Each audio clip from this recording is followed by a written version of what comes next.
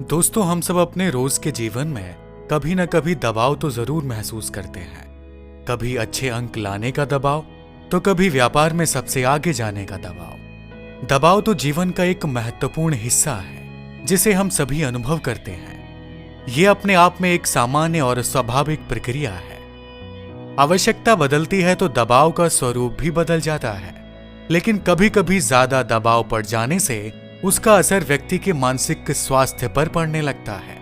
इसी कारण जब कभी भी किसी क्षेत्र में दबाव महसूस हो तो उसे सकारात्मक तरीके से निपटने का प्रयास करें। दबाव की स्थिति में शांत रहना आवश्यक है ताकि आप अपने मानसिक और शारीरिक स्वास्थ्य को सुरक्षित रख सकें। कुछ प्रतिशत तक दबाव हमारे विकास के लिए आवश्यक है, लेकिन जब यह ज्यादा होने लगता है तो विकास की गति धीमी हो जाती है और यह नुकसानदेह हो जाता है।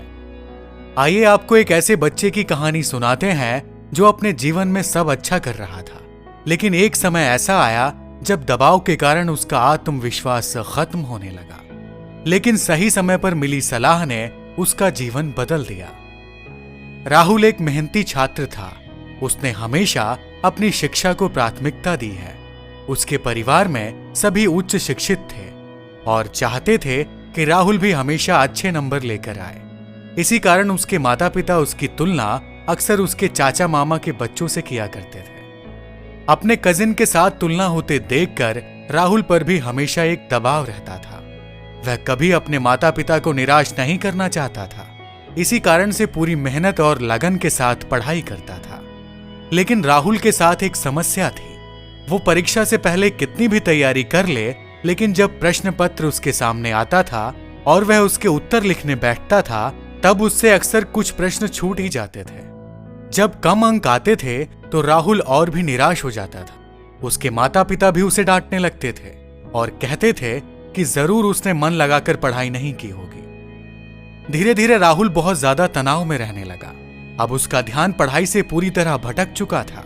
वो जो कुछ भी पढ़ता था सब भूल जाता था और उत्तर पुस्तिका में बहुत कम प्रश्नों के ही उत्तर लिख पाता था। इस बार तो वो फाइनल एग्जाम में फेल होते होते बचा। इसलिए उसके माता पिता को चिंता होने लगी कि उनका बच्चा तो पढ़ने में इतना अच्छा था, ऐसी स्थिति कैसे आ गई कि वो फेल होने की कगार पर पहुंच गया। हमेशा खुश रहने वाला राहुल अब गुमसुम रहने लगा था। वो ना तो किसी से बात करता था और ना ही अपने कमरे से बाहर आता था। हमेशा पढ़ाई में नंबर 1 रहने वाला राहुल अपने अंक को देखकर बहुत दुखी हो चुका था। वो ना तो ठीक से सो पाता था और ना ही ठीक से खाना खा पाता था। एक दिन आधी रात को जब उसके पिताजी उसके कमरे के बाहर से गुजर रहे थे तो उन्होंने राहुल के कमरे से कुछ आवाजें सुनी। घबराकर वह राहुल के कमरे में पहुंचे तो उन्होंने देखा कि राहुल जमीन पर बैठकर और सिर नीचे करके रो रहा था। बेटे की ऐसी हालत पिता से देखी ना गई। उन्होंने झट से राहुल को अपने गले से लगा लिया और पूछा, अरे बेटा, तुम इतनी रात को इस तरह से क्यों रो रहे हो? पिता के पूछने पर राहुल ने बताया कि वह कम अंक की वजह से बहुत दुखी है, जबकि वह परीक्षा की तैयारी अच्छे से करके जाता है, लेकिन प्रश्नों के उत्तर लिखने में उससे गड़बड़ी हो जाती है। राहुल का हाल देखकर पिता को समझ में आ रहा था कि राहुल आवश्यकता से अधिक तनाव में है।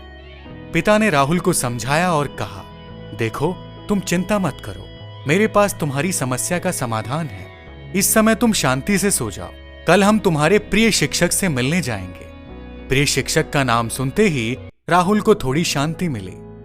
राहुल जब छोटा था तब उसे राजेश जी नाम के एक शिक्षक पढ़ाने आया करते थे। राहुल उन्हें बेहद पसंद करता था और अभी भी वो अपनी सभी शिक्षा संबंधी सलाह उनसे ही लिया करता था। राहुल के माता पिता और राहुल शिक्षक राजेश जी के घर पहुंचे। इतने दिनों के बाद अपने प्रिय शिष्य को देखकर राजेश जी भी बहुत खुश हुए। लेकिन यह क्या, उन्होंने ध्यान दिया कि राहुल पहले से बहुत बदल गया है। राहुल के पिता ने राजेश जी को उसकी सारी समस्याएं बताई। तब उन्होंने राहुल से बात की और उससे कारण जानने का प्रयास किया। राहुल ने उन्हें बताया कि उत्तर लिखते समय वह परिणाम के बारे में सोचने लगता है। इसी कारण जल्दी जल्दी नहीं लिख पाता है और घबराहट के मारे उससे कुछ प्रश्न छूट जाते हैं। उसे डर लगता है कि कहीं जल्दी से समय खत्म ना हो जाए। इसी कारण कई बार हड़बड़ाहट में वह गलत उत्तर लिख देता है। उसे डर लगता है कि कहीं वह फेल ना हो जाए। राहुल की बातों को राजेश जी बड़े ध्यान से सुन रहे थे।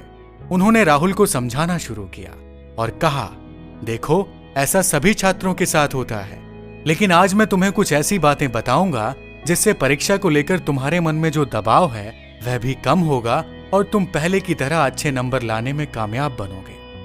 राजेश जी ने कहा, मेरी 3 बातों को हमेशा याद रखना। पहला, परिणाम के बारे में मत सोचो। हाँ, परिणाम के बारे में कभी नहीं सोचना चाहिए, क्योंकि परिणाम तो भविष्य में पता चलता है और परिणाम के बारे में सोचकर हम अपना वर्तमान खराब कर लेते हैं। परिणाम व्यक्ति पर अधिक दबाव बनाता है और वह अच्छा प्रदर्शन करने में पीछे रह जाता है। इसलिए कोई भी काम मन से करना चाहिए और वर्तमान में रहकर करना चाहिए। भविष्य में उसका जो भी परिणाम होगा उसे स्वीकार करने के लिए भी तैयार रहना चाहिए। दूसरा, अपना सबसे बेहतरीन प्रदर्शन करो। हर काम को अपना 100% देने का प्रयास करना चाहिए। तुम जब उत्तर लिखते हो तो परिणाम के बारे में न सोचकर सबसे पहले यह सोचो कि तुम उस उत्तर को कितना बेहतरीन तरीके से लिख सकते हो। जब आप काम को सबसे बेहतरीन तरीके से करते हैं तभी यह आशा कर पाते हैं कि परिणाम भी अच्छा होगा।